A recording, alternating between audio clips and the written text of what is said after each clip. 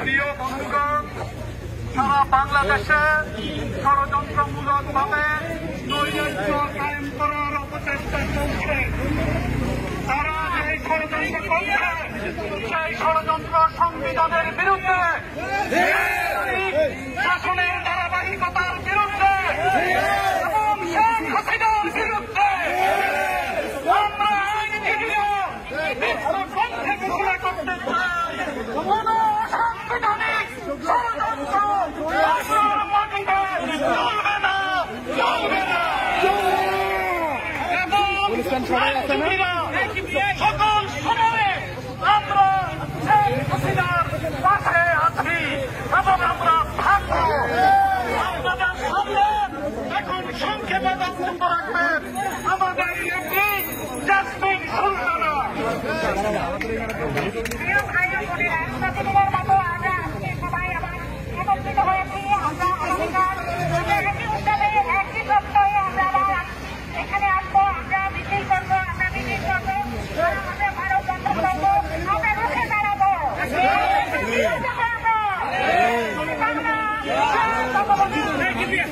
আপনাদের সম্মুখে বক্তব্য রাখবেন আমাদের নেতা জনাব মোতাহার হোসেন সাজু।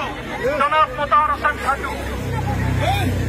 প্রিয় আইনজীবী বন্ধুগণ, আপনারা শুনেছেন এই বৈষম্য বিরোধী ছাত্র আন্দোলন নামে কি হচ্ছে।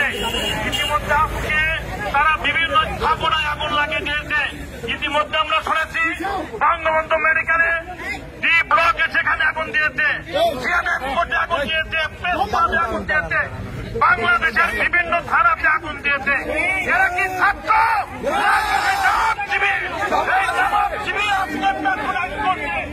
যে ছাত্ররা 9 দফার নামে 7 দিন 10 দিন সময় দিয়ে ঘোষণা করে 1 দফা, তাহলে জাতির কাছে আর বুঝতে বাকি নেই ওরা কি চায়। আপনারা এক জায়গায় আজকে এই সমস্ত ঘটনা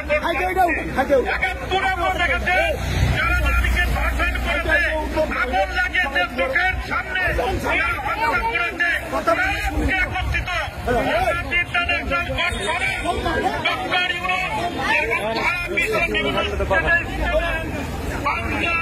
বাঙালি প্রবাসী যারা তারা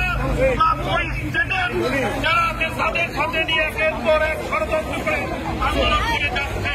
তাদের বিরুদ্ধে আমাদের প্রতিরোধ আমরা বিগত দিনে এ ধরনের প্রতিরোধী করে তুলেছি।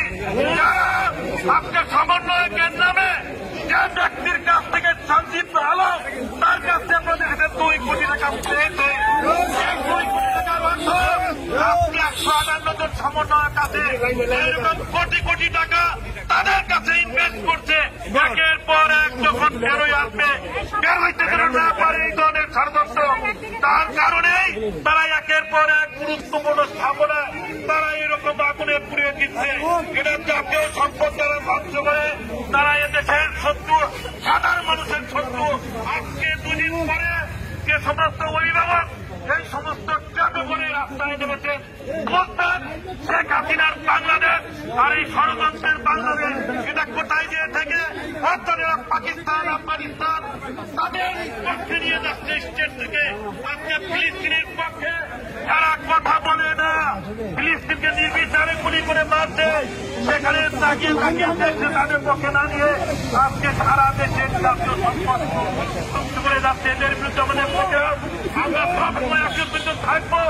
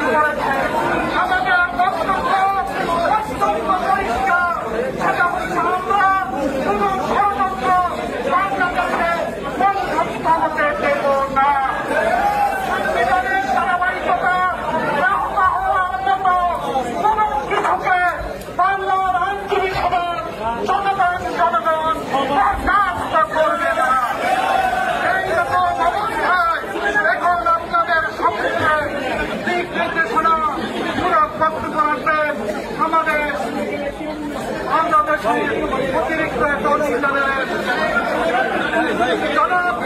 জনাব শাহ মঞ্জুরুল হক জনাব শাহ মঞ্জুরুল হক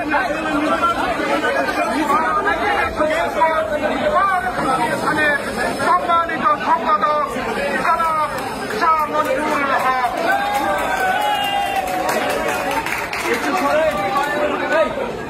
বিবিসি